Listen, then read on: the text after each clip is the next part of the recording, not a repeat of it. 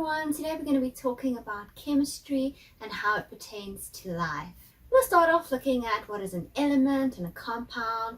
We'll dive deeper into atoms. We'll talk about chemical bonds and the reactions that form and break these bonds as well. Firstly, let's understand what is matter. Well, matter is anything that takes up space and that has a mass. Matter is going to be composed of elements. And I'm sure you guys have seen this table before. This is the periodic table of elements. But what is an element? An element is a pure substance that has specific chemical and physical properties. Elements cannot be broken down to other substances through normal chemical processes. Elements are represented by letters, and these letters are normally the first and maybe first and second letter of the element's name. So elements you may be familiar with are things like oxygen, nitrogen, carbon. We can find these on the periodic table. We have 92 known elements, and of these 92 elements, 25 elements are essential for life. 96% of living matter is composed of carbon, hydrogen, oxygen, and nitrogen. The remaining 4% is made up of the elements calcium, phosphorus, sulfur, and potassium. We then have what we call trace elements, and these elements are required in minute amounts, but they have a large impact on the organism if they happen to be absent.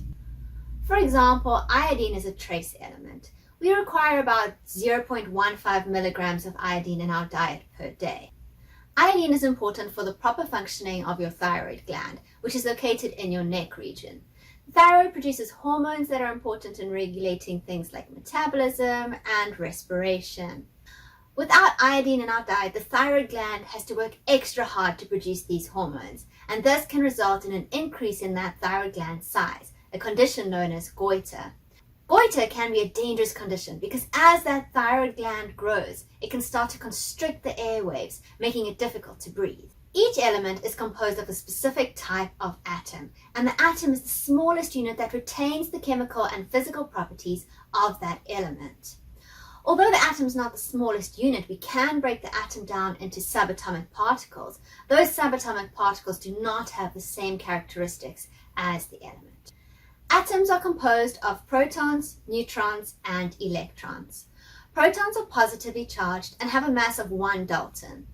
A dalton is equivalent to 1.7 times 10 to the minus 24 grams. Extremely small. Neutrons carry no charge. As their name suggests, they're neutral, and they also have a mass of 1 dalton. Electrons are negatively charged, and their mass is 1/2000th of a dalton, extremely small. For that reason, electrons are not considered when calculating the mass of an atom. The protons and the neutrons are found in the nucleus of the atom. Electrons circulate around that nucleus. The positive charge of the protons holds those electrons in place, attracting them towards the nucleus of the atom. If we look at the periodic table, we find 2 numbers on each element.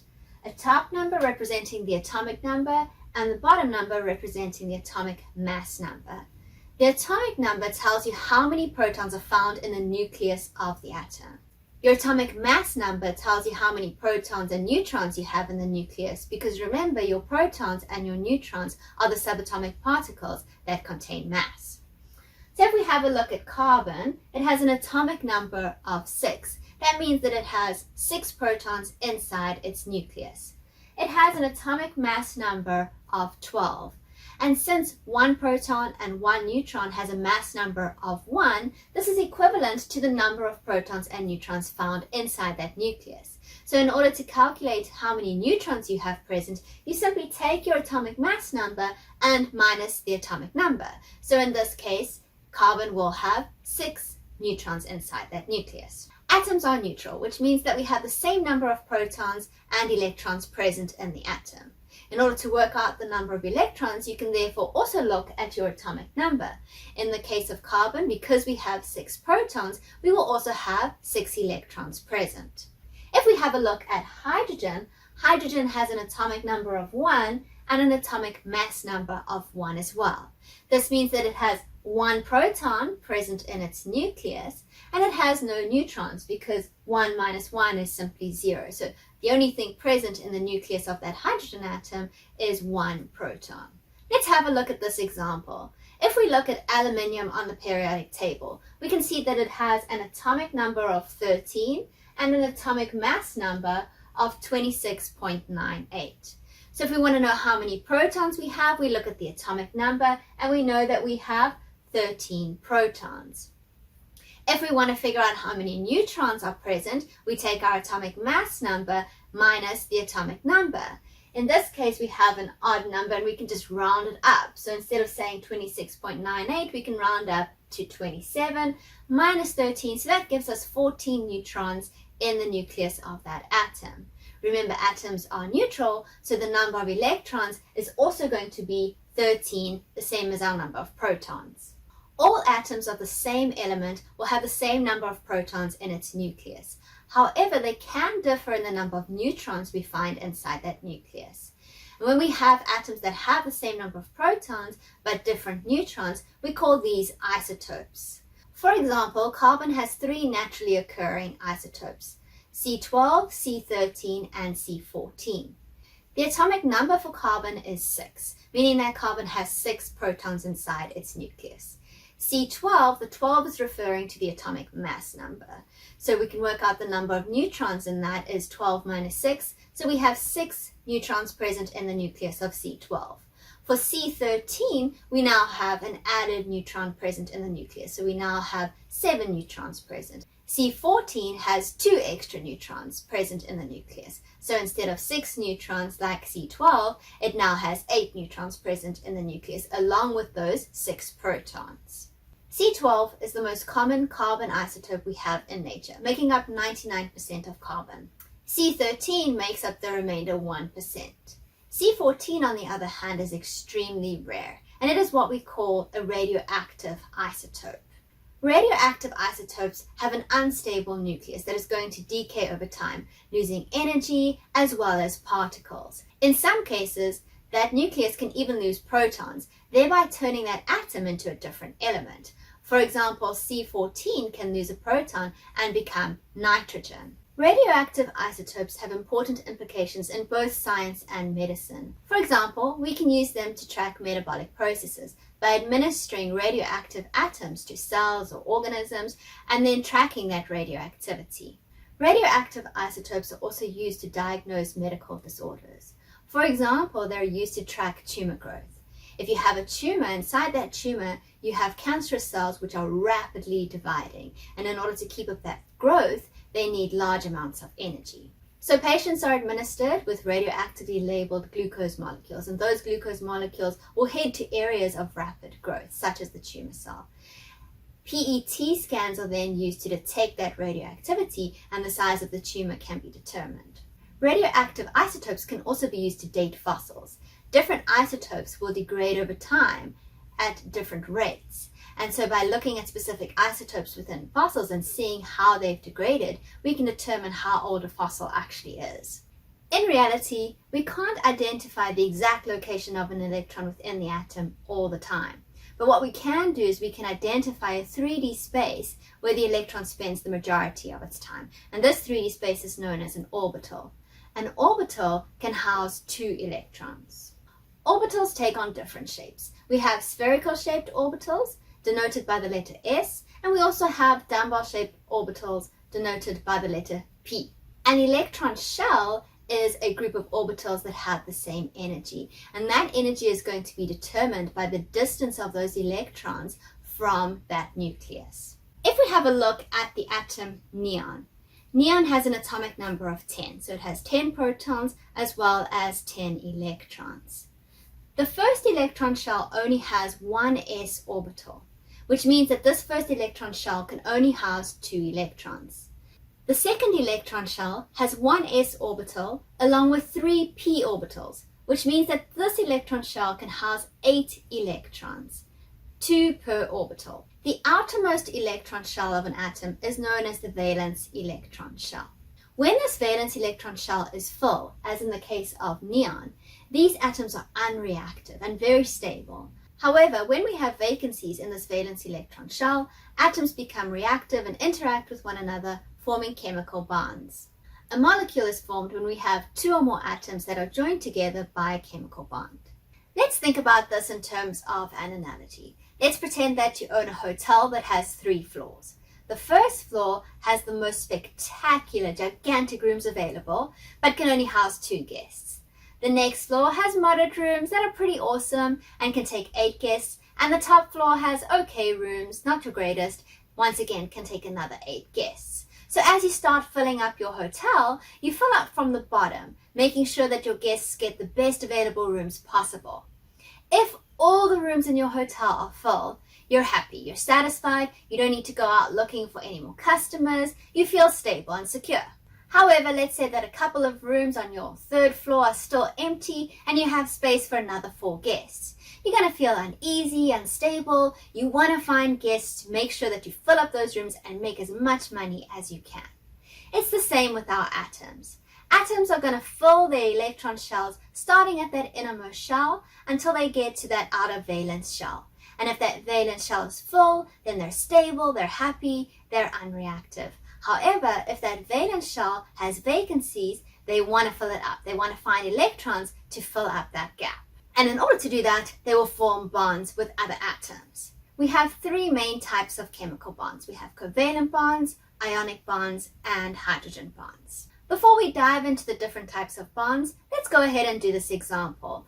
Pause the video, answer these questions for yourself, and then when we come back, we'll do it together. Alright, so this element is magnesium. It has an atomic number of 12 and an atomic mass number of 24. So if we look for the number of protons, we look at that atomic number, and we know that magnesium will have 12 protons in its nucleus. If we want to know how many neutrons it has, we have to subtract that atomic number from the atomic mass number.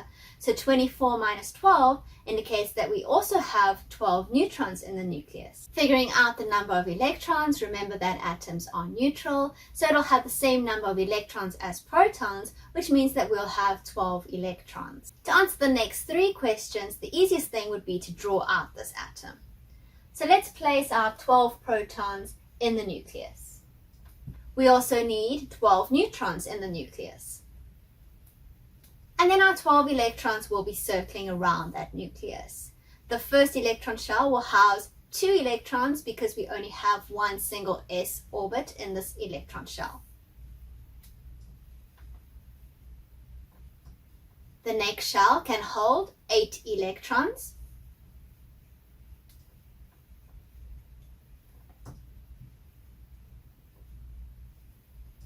That brings us up to 10 electrons. We have 2 electrons left, and those will be found in our valence electron shell. So to answer how many electron shells we have 3. 1, 2, 3. The number of electrons in each shell, well, we have 2 in our first shell, 8 in our second shell, and then 2 in our valence shell. How many vacancies does this atom have? Vacancies are basically spots that can take up electrons. So if we look at that valence electron shell, we currently have 2 electrons present. We can take a maximum of 8, which means that we have a vacancy of 6. 6 more electrons can be accepted into this valence electron shell before this atom is stable. Let's start off by having a look at covalent bonds. In covalent bonds, 2 atoms are going to share a pair of valence electrons. And because we have a sharing of electrons occurring, this is a very stable type of bond. So if we have a look, for example, at water, water is formed using covalent bonds. Oxygen has an atomic number of 8. So it has 8 protons in its nucleus and 8 electrons circulating around that nucleus.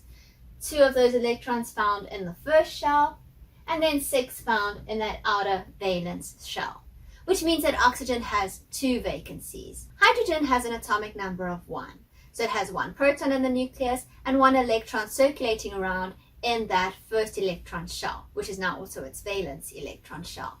Remember that that shell can only take 2 electrons, so hydrogen has a vacancy of 1. If a single hydrogen atom interacts with oxygen and shares a pair of electrons with oxygen, oxygen would still have a vacancy of 1.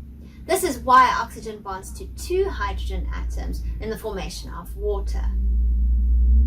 This hydrogen atom is sharing that pair of electrons with oxygen, whilst this hydrogen atom is sharing that pair of electrons with oxygen, and everyone's valence electron shells are full and happy. We can also get a double covalent bond where two atoms are sharing two pairs of valence electrons. So in the case of oxygen, these two oxygen atoms are sharing two pairs of valence electrons, thereby satisfying both of their valence electron shells.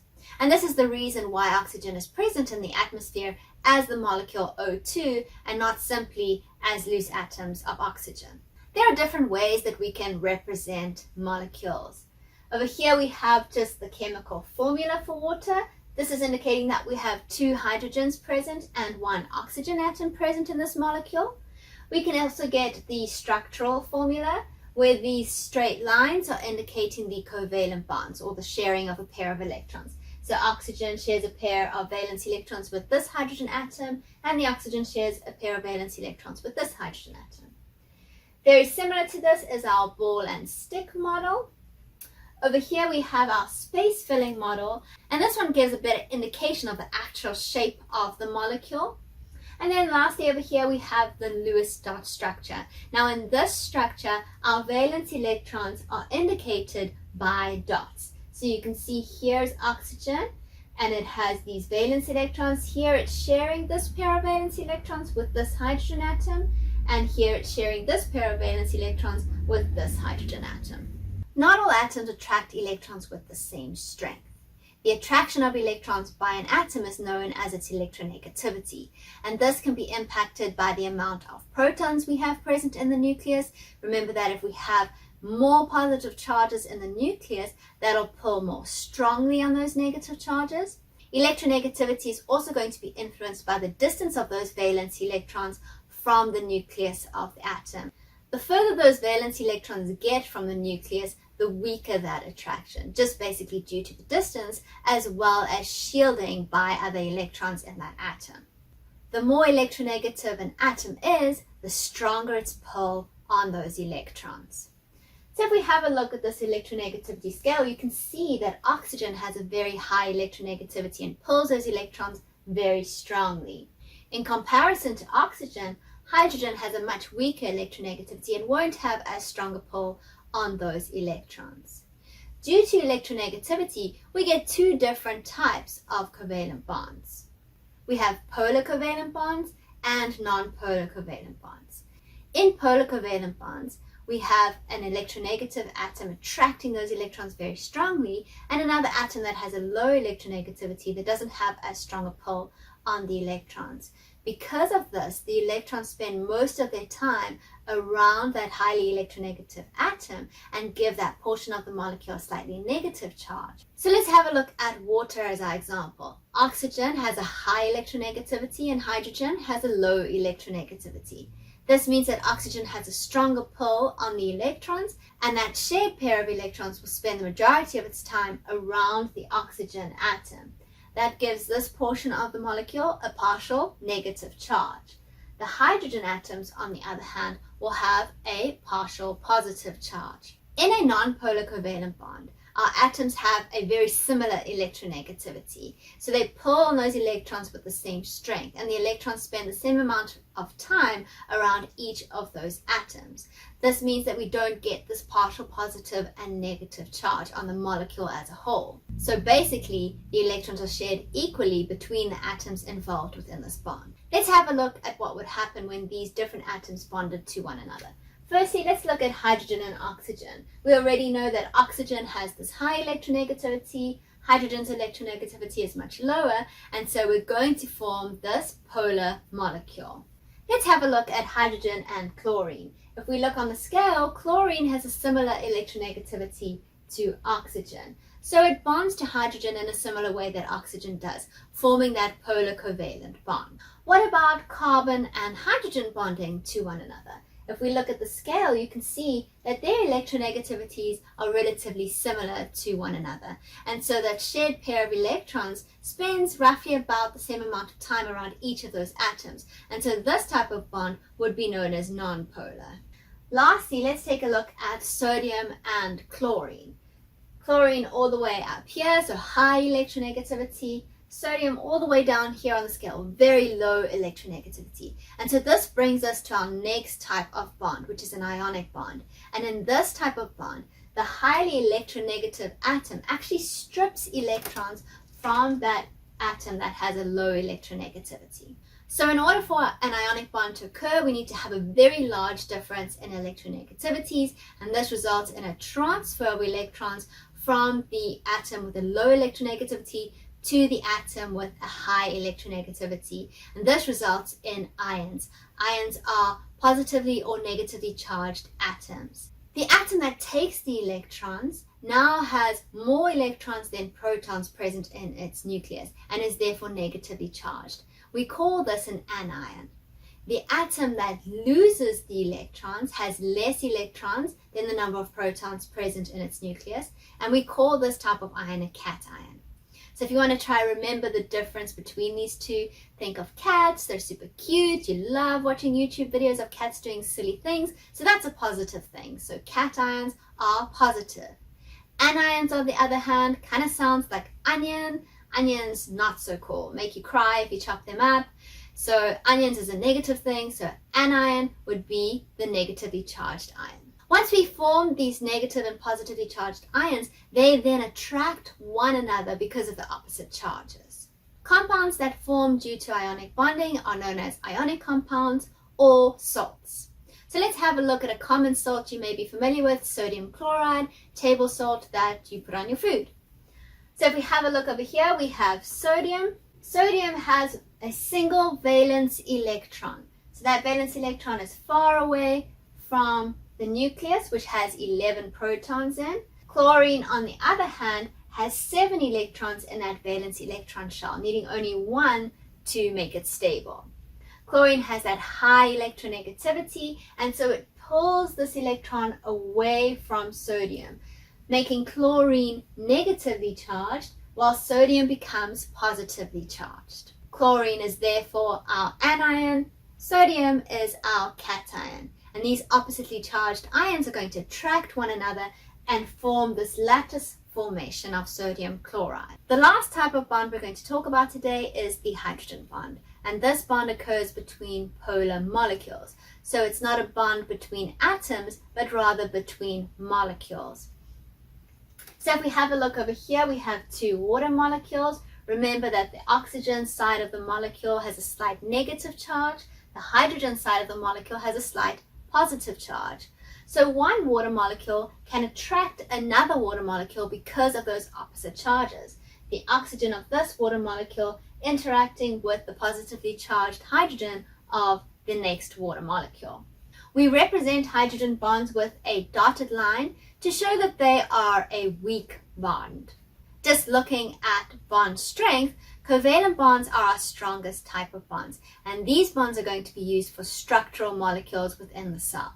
Our weaker bonds include the hydrogen and ionic bonds. These bonds are important in metabolism because they're easily broken. They're also important in reinforcing shapes of larger molecules such as proteins and DNA, and they help molecules adhere to each other. A molecule's shape is extremely important to its function, and biological molecules will recognize one another and interact with each other based on their specific shapes.